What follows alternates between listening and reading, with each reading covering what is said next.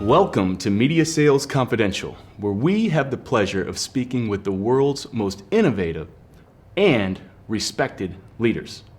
I'm Matt Bartels, and today we have the pleasure of speaking with Mr. Steve Ellis. Steve, welcome. Thank you for having me. You have had the proven track record as a strategist and an entrepreneur. You founded 2 organizations, and now you're leading a transformation with one of the world's most iconic and large media conglomerates. How did you get into this space? All right, well, if we're going to do the bio of Steve Ellis to start with, I'm happy to share it with you. It is a long and tortured story, comical in its nature, and I credit America with the story, of course, as everyone should. I came to America originally because I was accepted to Wharton as an undergrad. It was a secret way for me to get to America. I always wanted to come to America because I loved John Ford Westerns because my father brainwashed me into watching them, and I loved Bob Dylan. So I was like, I got to get to America because by that point I was a musician. So my cunning plan was to persuade my father that if I went to university in America, I wasn't a complete ne'er-do-well. This would be a good idea. So I applied to a bunch of American colleges, all the fancy ones, most of whom rejected me. But Wharton accepted me as an undergrad. I think it was because I was the first English Jewish person that had ever applied to Wharton, so I filled some kind of quota for them. And this is '88. So I ended up in America taking a economics degree at Wharton and living in Philadelphia, which explains my sports fandom being all Philadelphia to this day. But I spent 10 or 15 years, really pre and post that as a musician. Not a very good one. Terrible record deals, independent label, and then a very brief sojourn with the Columbia Records company in the mid-90s when English rock bands were selling records and they thought they might confuse me for one of those. But once that deal fell apart, I had read the contract that I signed with Columbia Records, and I remember the lawyer at the time saying to me they'd never had an artist read the contract. And when I read it, I was like, wow, this is terrible. I sort of understood it completely. And it led to the first business I started, which was a music licensing company. I was living in New York at that time, what they now call the Hudson Valley. We used to call it upstate New York, but it's the Hudson Valley now. And started a little company up there with no plans other than to place the music of unsigned musicians like myself into TV shows and commercials. Long story short, I sort of turned it into a catalog of people like myself. We were fair to the musicians. If we rented their music to shows, they made money, we made money. If we didn't, they owned all their rights and maintained all their controls. It grew very quickly and it was bought by Getty Images. Never was in my plan to do anything like that. I just was hoping to be able to afford to pay for my children. Along the way, again, by total accident, raised money from a fabulous venture capitalist, a legend in the industry, Alan Patricof. There wasn't a lot of venture capital in New York in 2006, especially for companies based 2 hours north of New York City. But it was just a great, lucky circumstance. We all got to work together, and Getty was a great acquirer of the business, and it was a music licensing sort of parallel to their image business. I rolled right out of that to starting another company because that's what crazy people do. Yeah. And started a company called Husay, which I moved to Los Angeles. It was originally meant to be a media company for celebrities. That 11 years ago, People magazine still did $1 billion in revenue in print. So the idea was social media is going to grow. It was still early. We'll leverage the growth of talent in social media, drive people to media destinations, and share the revenue with talent. That model ultimately didn't work for a variety of reasons, Facebook and other things that we won't get into in detail. But we pivoted the company once the clients that we were talking with about advertising said, well, Steve, we're not really that interested in another place to run ads, but we'd love for you to help us with talent and campaigns, which sounded very complicated and human and creative, which wasn't necessarily my intention. But they were willing to pay for it. So we essentially constructed the model that has become what now litters the feeds of so many social media users, influencer marketing. And we productized it essentially with a series of accidents. I've told this story before, but I sat next to someone at dinner who explained to me that if you really want this idea of campaigns and talent and distribution bundled together, you have to put a CPM on it because media agencies can't buy anything unless it has a CPM on it. Yeah. And that was the key. I mean, I just went back to the office and said, right, we're bundling this together and calling it $20 CPM. Yeah. And it started to work really well. In 2018-19, the CEO of Viacom, who was still the CEO, of course, of Paramount, Bob Backish, and the then CFO, Wade Davis, came to me and said, we'd like to buy the company, and that's what happened. So that's how I ended up going from 20 years of startups and 2 startups to being inside for the first time ever an actual corporation, undergoing mergers and transformation, stuff I never would have envisaged was in my cards. But then I never would have envisaged any of this would be in my cards. I didn't exactly have a plan, as you can tell. So that's how I end up here. Well, so CEO and founder of 2 startups, you're doing everything, right? Yes. Yes. How many hats did you wear? Oh, me, at the beginning, you literally, well, actually, I'm actually a pretty good salesperson too. So, all of them, yeah. So then you move into Viacom, right? Yes. Which is now Paramount. Yeah. That's a heck of a transition. Yes. Going from being the boss of everything to now you're in this huge, and you're going to have to navigate all the personalities and the leaders. Sure. How did that transition unfold? Well, I just think of, we've talked about this, I think, Matt, I think I've just been extremely lucky. I first want to say, you have to genuinely credit the CEO and say, well, most people would not think of bringing, a lunatic like me into an organization and saying, well, this person might actually be able to help us do and transform some of these elements. So, Bob, was willing to take that risk and take that chance. And for me, it was so different and such a learning experience. It just worked for both of us to say, this is going to help us. I think having gone through an acquisition before, I'd learned a lot through that process.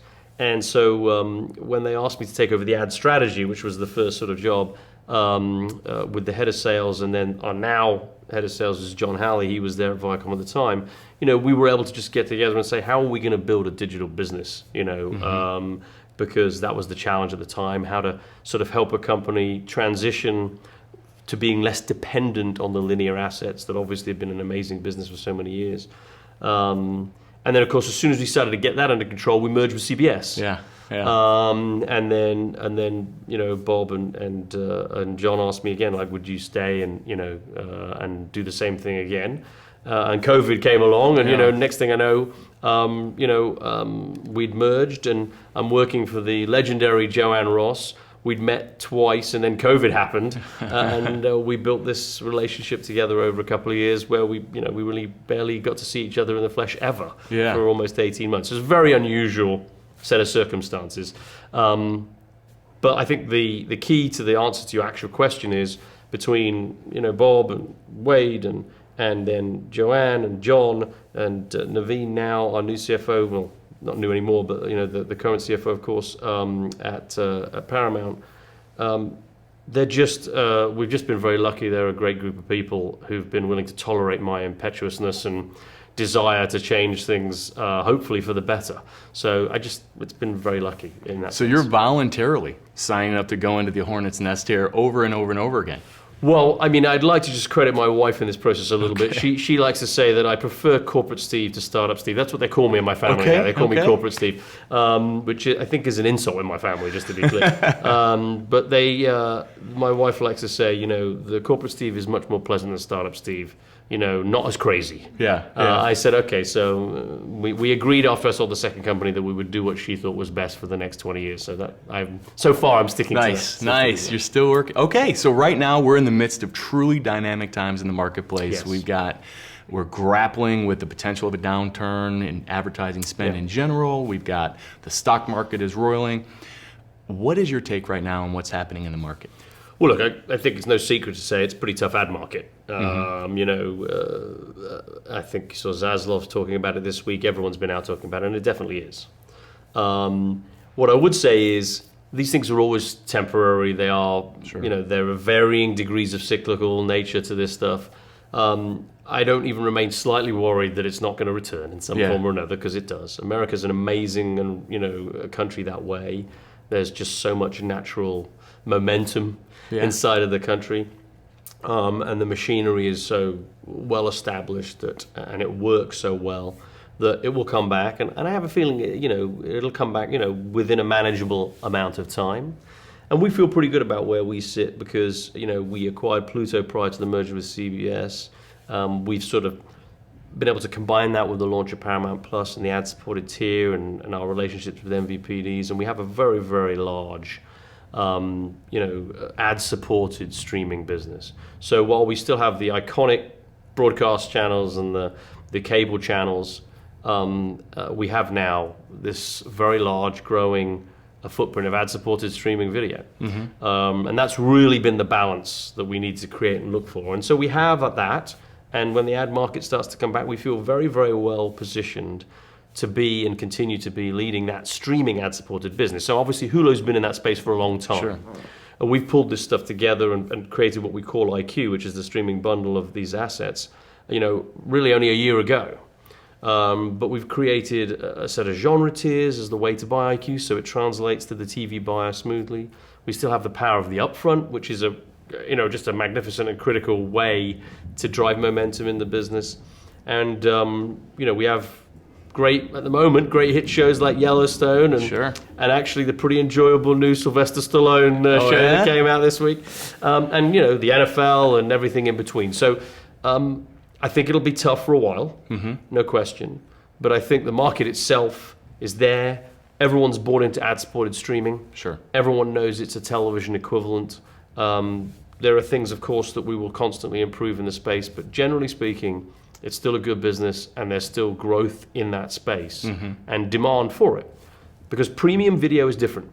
It's my fundamental belief that premium video, non-skippable ads, formats that have been proven for 50 years, is a different video ad experience than short form UGC, pre and mid rolls, that are watched on a mobile device more than on a big screen. And I think our clients feel the same way. Yeah. So still thinking long-term, big picture stuff, but we're looking in the eyes right now of a challenging next year. I think so. So balancing short-term versus long-term strategic priorities. From a transformational perspective, what are the major priorities for your transformation? So not only is Paramount going through some go-to-market transformations, almost everybody else in the industry is as well. What are the priorities in the short term going into this year as you're trying to move the organization this large into a different direction? Yeah, well, as you know, you guys have been helping us with preparing for this kind of transformation we were planning on for the ad sales organization, which we've just very recently reorganized that ad sales department. John Halley is now the president of ad sales, and we've reorganized our teams into holdco structures, which is such a key part of our business, is servicing clients and the holding companies that represent them. So that is the immediate focus. We've literally just performed this reorganization. The teams are settling into that process, and we will make sure we land that effectively. Because the North Star for all of these transformations, really, in an industry like ours, is being an excellent partner.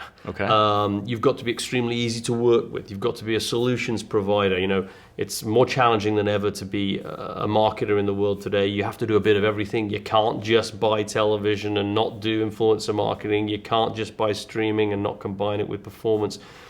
If you really want to be effective, you got to do everything. It's an and strategy, right? There's no ors. Absolutely. Yeah. And I think that we've bought and buying Husei, buying Pluto, building these streaming packages. We believe in our key offering, premium video reach. That's what we provide: broadcast, cable, streaming. We have it, and formats that are proven, as we talked about. And then we have two other products in Paramount Advertising: advanced advertising, which basically provides a targeting option, and we have easily the most advanced version of that in the linear business, and creative.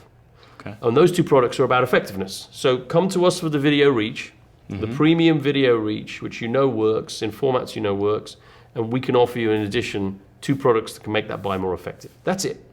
That simple story now needs to be mapped by our structure and how we go to market to service our clients. Because, post-mergers, you guys have witnessed these before, it's always a little more complicated and a little more confusing. So that's the near term for us, is landing that change, and making sure our place is dynamic, easy to work with and work for, and that the dust settles on an organization that can really look forward.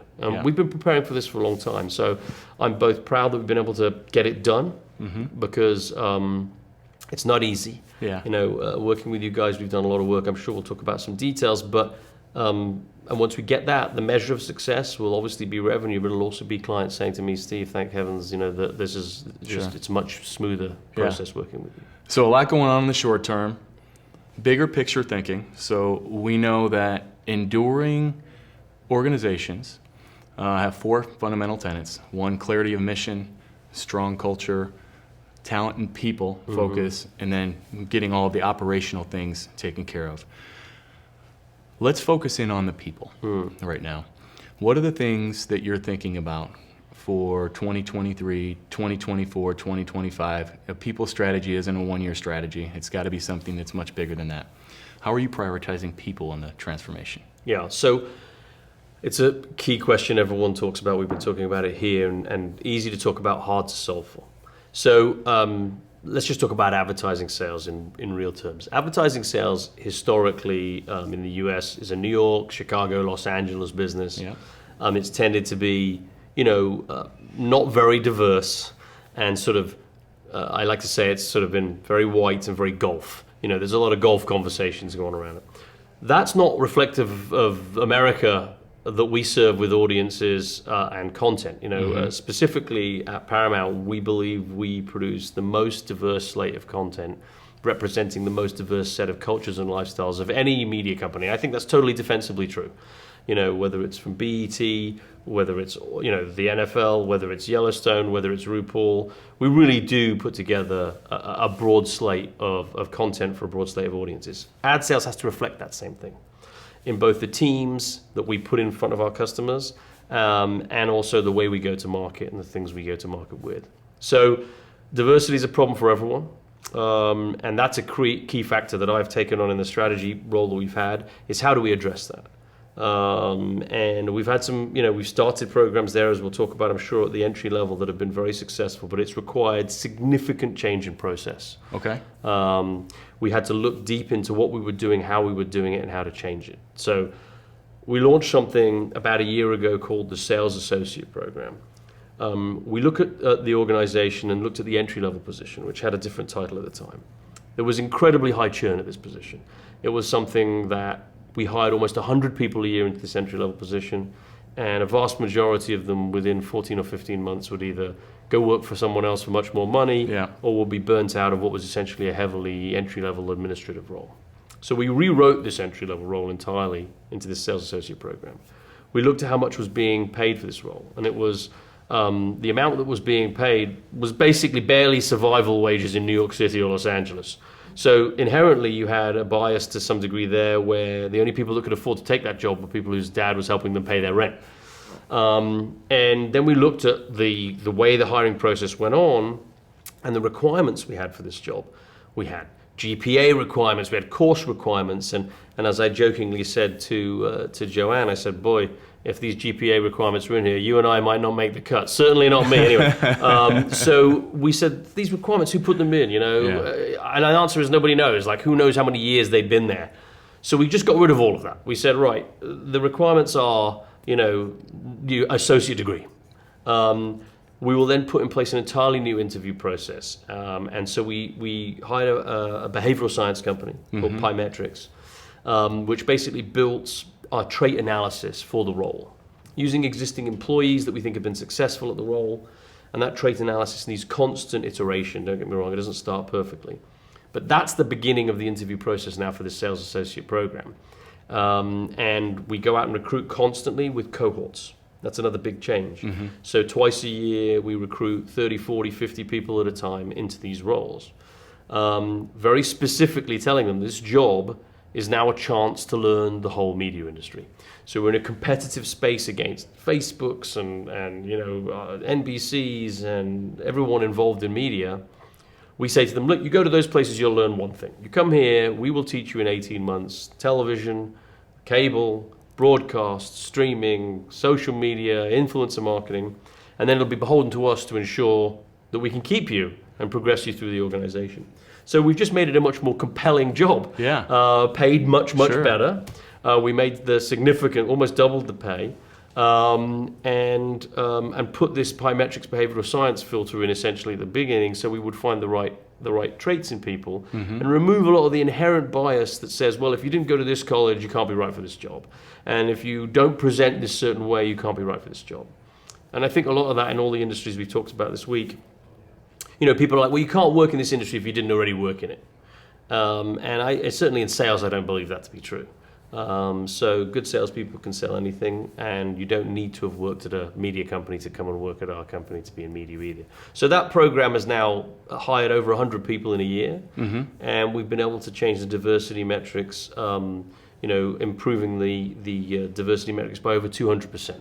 Wow. 240%. Very impressive. Congratulations. Yeah, I mean, it's early days, but so far so good. And it just shows that if you go into the guts of the process in a large organization, you can change things. But if you don't change the process, it will just go back to what it was before, no matter how good the intentions are. Yeah.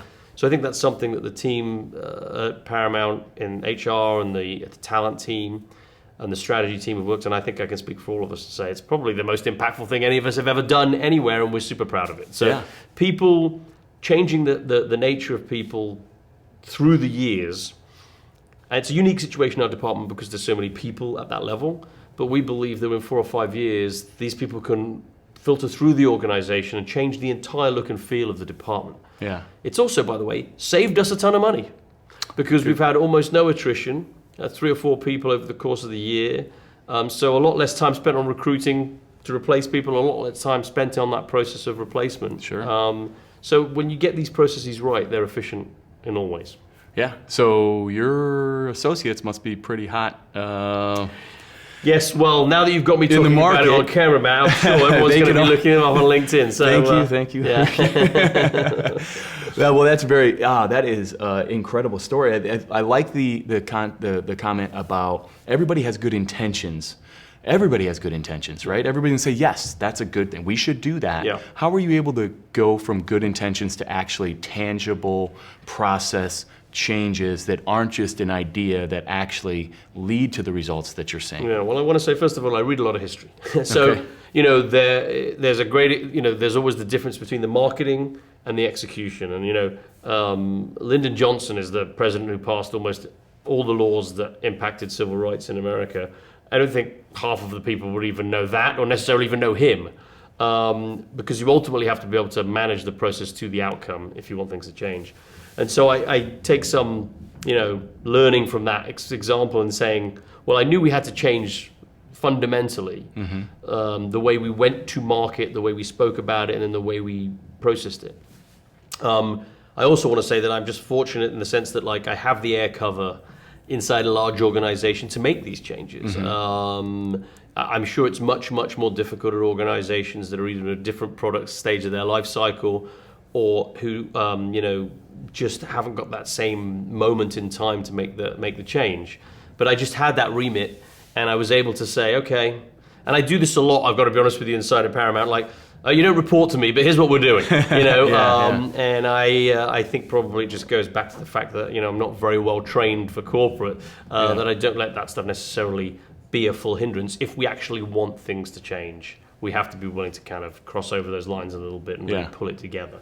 And when you do that, I think going back to your broader point about people, people want to be involved in impactful things. Right. Whether it's sales, whether it's, getting greater client success or greater client love, or altering, the hiring process to actually make sure we improve and reflect the country more effectively.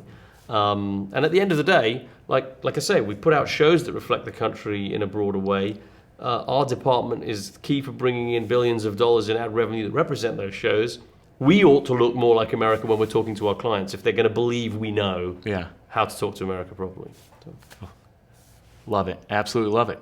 So tell me, you got some great shows. Tell me, how do you leverage those shows within the organization to help build culture?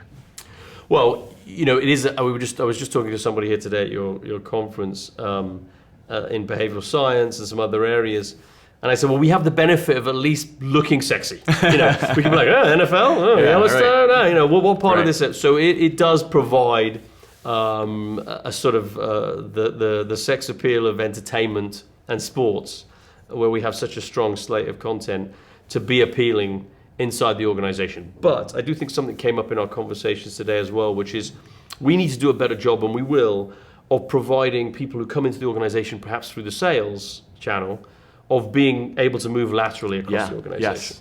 Because we do have very compelling places Yep. to be impactful. There's a news organization that, in my opinion, is one of the few left anywhere on earth that actually runs the facts straight down the center. We have incredible sports properties, entertainment properties. So if you come in as an ad sales person and you're a young person, you might wake up one day and say, actually, I think I'd like to be in a creative line of work, or I'd like to be in content or production or marketing of the content. So we need to do a better job of making those lateral opportunities available. And some of that is just communication. Sure. And again, mergers and departments and silos, trying to make sure that the communication about opportunity is more lateral. Is the best way for us to leverage what we have as a fairly sexy bunch of assets to think about how we could make it more appealing to people if they find that ad sales isn't for them, and vice versa. There might be people somewhere else in the org who are like, actually, ad sales might be something interesting to me because I have those chops. I like to say, if you really were filtering for ad sales people, bartending would probably be the most important requirement. Certainly I speak for myself. Career mobility is a huge opportunity, I think, for most organizations, especially given the changes of their consumers, which are the people that are going to be leading the organizations going forward. I know that's a big priority, and when we look at the skill sets that you're looking for complementary skill sets. There isn't necessarily a typecast anymore, right? No. So if you're good at math or good at analytics or good at being consultative, you can be good at that in multiple areas within the organization. You can. I also think sales, certainly in my version of sales, it's not, there are plenty of industries where perhaps it's still true that a bang-bang seller is just a bang-bang seller. But I think today, in probably all walks of life, and certainly in ours, our salespeople have to be solution providers, collaborative, consultative. It's not just here's what I got, here's what I got, here's what I got. It's got to be like, what do you need from me to help solve your problem? Yeah. And that's why I've always said to the people I work with and for, why do people give you money? They give you money to solve a problem. They're not giving you for fun. They solve this problem for me. That's the exchange of value. So you're taking on their difficulties and their miseries or whatever it is that you need to solve for them. That attitude is something we have to build more into the 360 nature of the modern seller, I think, for everyone. But in marketing, like we said earlier, for sure, because it's not one thing anymore that will solve your marketing problems. Audiences are everywhere and different places all the time. Everybody knows this already. So, you want it to be simple, but it's not anymore. Well, one of the things we like to do here is talk about leadership mantra. And at the end of all of our podcasts, we say, what is your leadership mantra? Crikey, I'm far too verbose to come up with a mantra. Steve Ellis, what is your leadership mantra? Oh, God, no, you put me on the spot here, right? I just think that ultimately, if you want organizations to be successful, in my experience, and again, I want to be clear and say I built a couple of companies with 100 plus people at them, and I'm now part of a 10,000 plus people organization and an ad department that's over 1,000 people. So my experience is different and varied. In the modern version of the world, but I've always found it true, people want honesty at work in the spirit of the place. And we do a lot of marketing, inherently to employees in the culture that we live in. I think today, amongst younger people in particular, they want to know that you're being honest about the problem, about the solution, about its difficulty. And so I've always been successful by being honest with the people I work with and saying, right, this is going to be really, really hard, or this is going to be really, really fun, or this is going to be really, really difficult. And I think that people get up in the morning for that more than they do for fantasy. So I think the key to being an effective leader in company America of varying sizes is saying to people, this is what we have to do, and it's going to be very hard, but we're going to laugh as much as humanly possible while we're doing it. It's not a mantra, like I said, I'm far too verbose for a mantra to put it on a slide for you, but that's the key, I think, to getting people to want to come to work and work together. And then you try and encourage them to be honest with each other, because then people can come to work and be themselves. They don't have to pretend to be somebody else. And I think that's the most empowering thing that I've found with all the incredible teams that I've built in these small companies. I'm super proud of the teams we built in those places. I'm sad we sold the companies for that reason alone. And increasingly, similarly, we now are, continuing to merge these teams together and build that culture at Paramount in the ad sales department, where people know what the challenges are. They take them on knowing they're easy or hard, and we try and do it with as big a laugh as possible along the way. That's the best I can come up with. Well, thank you very much, Steve Ellis. Thank you.